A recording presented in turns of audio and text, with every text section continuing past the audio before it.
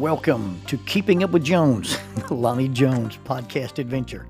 You are going to hear the stories from the eclectic life of a guy who is a professional counselor, a family man, a SWAT team chaplain, outdoor enthusiast, a guy involved with ropes, 10th Planet Jiu-Jitsu, a chaotic Jedi, and who is a recipient of an honorary doctorate from the University of Adversity.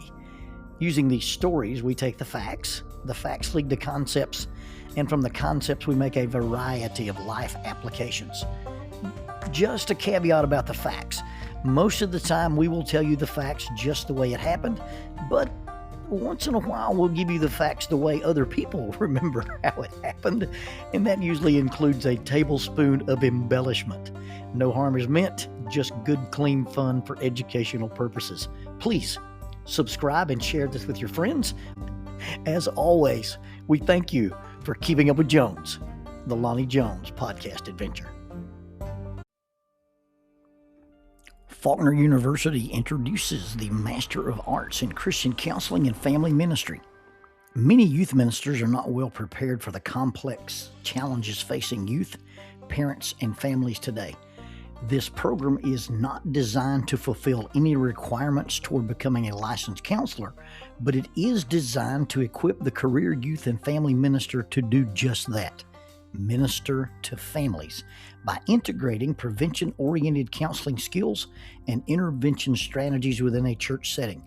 The courses include, but are not limited to, counseling skills, counseling couples and families in crisis, family dynamics, human intimacy and sexuality, parent and character education, as well as church assessments. All courses may be completed online from the convenience of your home or workplace and at the time that fits your schedule. Most courses are only 8 weeks long. There is a 60% tuition discount for members of the Churches of Christ. Visit the website faulkner.edu/KGST. KGST stands for Curley Graduate School of Theology. That's faulkner.edu/KGST, or contact Jimmy Holland, Director of Biblical Studies Recruiting, at jholland, HOLLAND, jholland@faulkner.edu with any questions or to find out about the eligibility requirements for the tuition discount. Faulkner University is a sponsor of Keeping Up with Jones, the Lonnie Jones podcast adventure.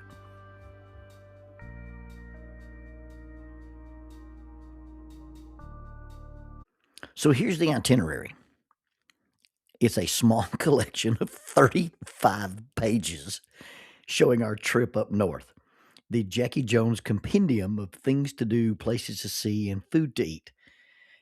It was what was supposed to be a sightseeing seafood vacation now has the side quest of being the Great New England Running Tour. And my wife, who is not a runner, does not run, will not run, and has not run except in high school basketball, playing ultimate frisbee with the youth group, and running bases in softball. It's the trip she's planning for me. You'll run in the morning, and by noon we'll be in another state, and you can run there, and then the evening you can stop and run. We've been married 41 years, 7 months, and 13 days. That's 15,200 days. We met in the fall of 1981 and really didn't begin to try to seriously explore dating until maybe the fall of 1983. And by Christmas of 1984, we were married. Now, when I met Jackie, I was a cavalier young man who, as Gail Richardson oft describes me in my finances, she will say, Jonesy lived like a savage. And it really didn't seem to faze me. I was getting by, and I was very, very comfortable in my own skin, maybe a little too comfortable in my own skin. I remember once in high school when Sammy Haynes was accused of being conceited, he replied, I'm not conceited, I'm convinced. Well, I was convinced. I was competent, and if not, maybe somewhat just a little overconfident. And like all young men, I had those occasions where I abruptly ran into grown men.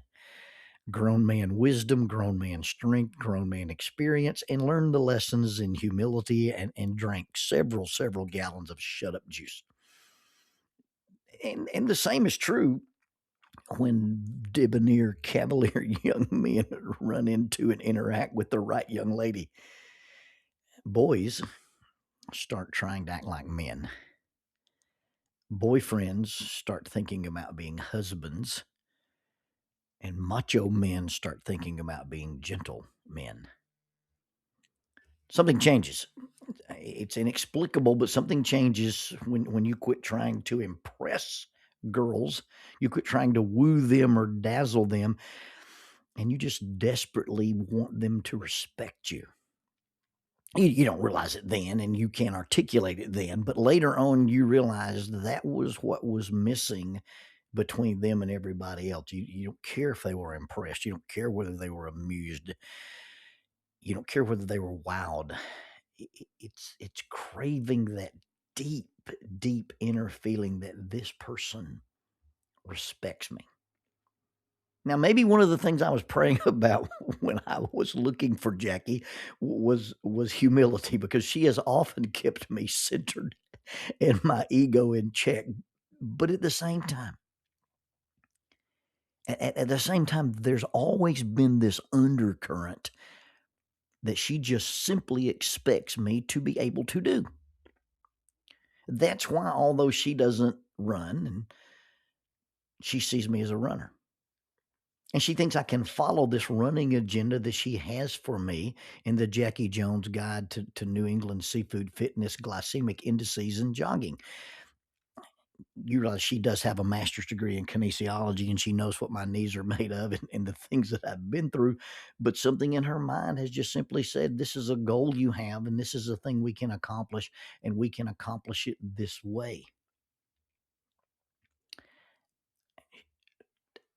I wonder, does she not realize how I've been struggling with my running? I've been barely running. And when I run, it's not really running. It's the version of the Jeff Galloway philosophy where you do a run walk combination. I call them 3-mile workouts. I don't call them 3-mile runs anymore. So in reality, I don't know how I'm supposed to go from barely running 3 times a week to running 3 times a day. I don't know what I'm supposed to do to complete this 2 miles in every state that we visit. And some of those are going to be, I'm going to do it 3 times in one day. The answer is that she believes I can. I mean, that's just it. The answer to this whole thing is she expects me to be able to do this. Now, I'm not OCD in the very strict term. I don't even have that component to my personality. But when it comes to working out and it comes to physical stuff, I'm pretty strict. You always run and touch the sign. You execute perfect form on every rep, or it doesn't count. You don't run 2.9 miles, you run till you get 3 miles, and you don't run 3.1 miles, you run 3.2 miles. Marcus Hendricks once said, if it's not hard, what's the point? So if it's not at an exercise pace, if it's not at an aerobic level, then running in a state doesn't count. It's not like you get out of the van and run to a stop sign and go, okay, I ran in the state. No, it has to match a workout. And she knows those are my standards. And yet at the same time, she's given me this agenda for these things I'm supposed to do. She's not a slacker, and she doesn't accept that. Yeah, I've seen her coach volleyball over the years, and I know her philosophy when people start offering excuses. Her philosophy is, although maybe not explicitly stated this way, is no one cares, try harder. So, how do I explain to her that I might not be able to do this? Honey, you realize that I'm really not been keeping up with my running, and now all of a sudden we're going to do the New England running tour. How do I explain this to her? You don't. You simply do it because she'll be waiting in the van. She'll be waiting in a hotel room. She'll be waiting at the Airbnb, or she'll be waiting at the cabin. And when you walk in, when you come back in the door, she will ask, how did you do? And that's not a rhetorical question. When I do anything and I come back and she says, how did it go, or how did you do? What that means is, did you do as well as I expected you to do? Did you do what I knew you could do? You see, after all these years of being married to this lady, and in spite of the fact that she tells me the light is red, the speed limit is higher than I'm driving or slower than I'm driving, despite the fact that the dishes need to point this way every time, and looks at you and says, "Nobody eats that." Not only does she really respect me, but she believes in me. Trust me. Over the years, I've heard lots of, "Honey, you shouldn't do that." But I've never ever heard in my entire married life, "Honey, I don't think you can do that." Almost casually, she said, "Hey, I ordered this thing. It's a cover. It's a rigid cover for the swim spa. It weighs 400 pounds. It's coming from California, and they won't bring it up the dead end, but I know you can get it the half mile up the road from the sod farm when they drop it there." And sure enough, they showed up and they wouldn't come up our road. And with some ropes and the help of Wesley Widener and Glenn Record and Chip Wallace, we delivered on her expectations. And it really doesn't matter what it is. It really doesn't matter how far outside my comfort zone or skill set it is. She believes that I can accomplish it. Either I can accomplish it directly, do it myself, or find the resources to get it done. And and it really goes beyond the fact that she loves me. Love is an intentional thing that overlooks inadequacies, incompetencies, failings, flaws, and faux pas. And trust me, I'm deeply and ridiculously loved. Love does not look at those things and excuse them or passively permit them, but it simply sees beyond them and replaces them what they believe you are capable of doing or being. And really, it goes beyond that. She loves me. She respects me. She believes in me. I get a lot of praise. "Hey, that looks good. That was so clever. How did you even know how to do that?" But the one that always gets me is she just simply looks at something and says, "I knew you could." Not I thought you could, not I hoped you could, not I wished you could, but she has this deep-seated idea about me that she says, "I knew you could." And I can't work miracles. I can't do the impossible, and I'm not invincible. But the things that I can't do actually just don't have the ability to. The things I can't do pale in comparison to the things that she believes I can do. I'm not a carpenter. I'm not a plumber. I'm not an electrician. I'm not a roofer. I'm not an engineer. And I'm not a mechanic. But I've done all those type things and more simply because she had this belief that I could. And if I didn't actually know how to do it, she believed I could learn how to do it. Everybody, everybody on the planet needs someone who believes in us like this. I think I've got lots of people in my life who have a misguided view of me and think I'm way more capable in lots of areas than I really, really am. And people like that, I'm blessed to have them. But in the words of J.C. Ryle and Charles Spurgeon, they both said the same thing, that the best of men are only men at their very best. And I'm just a man, and I'm aware of my limitations.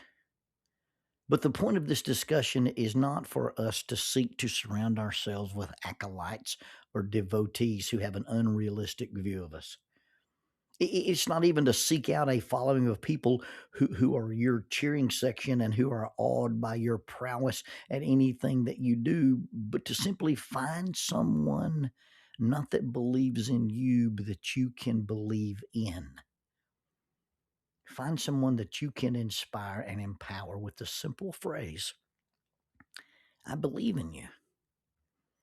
That doesn't mean they have to win, achieve, ascend, or finish.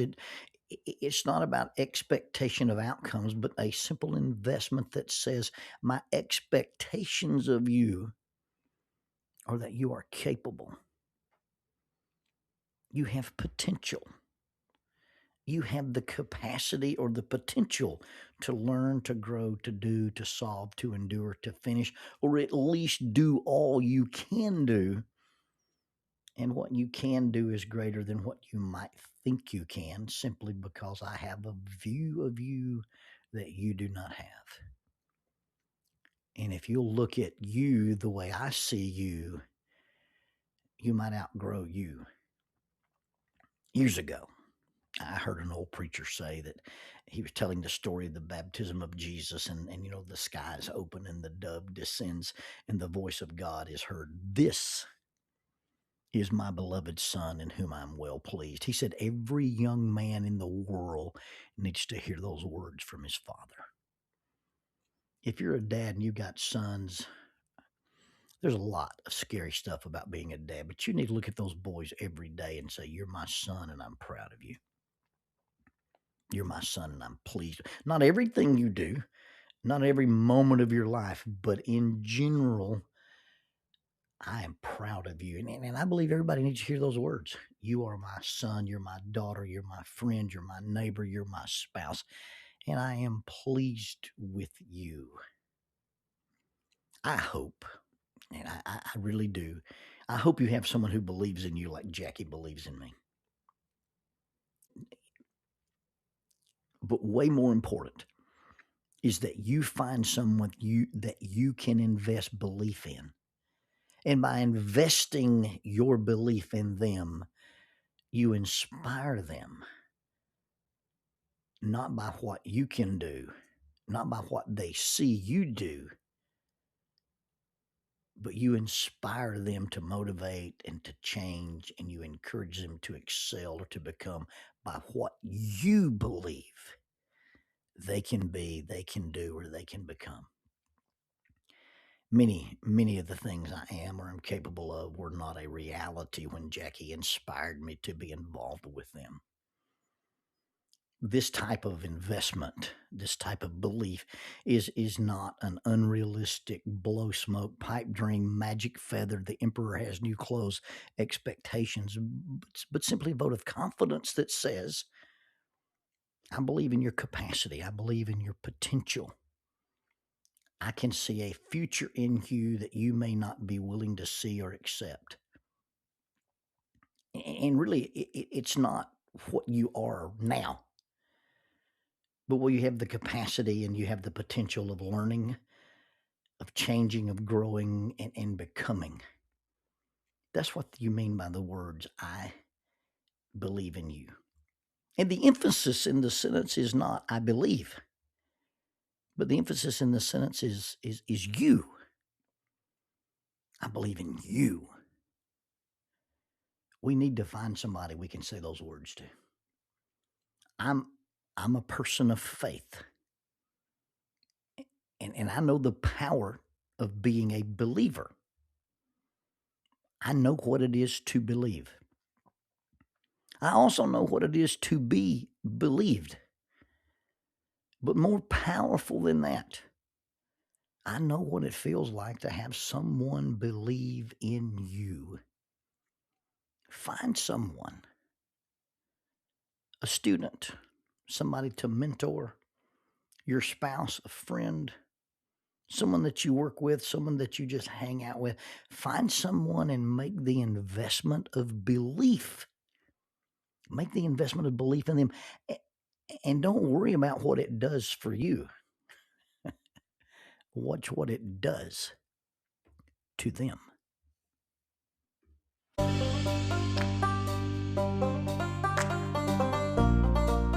The mission of Heritage Christian University is simple.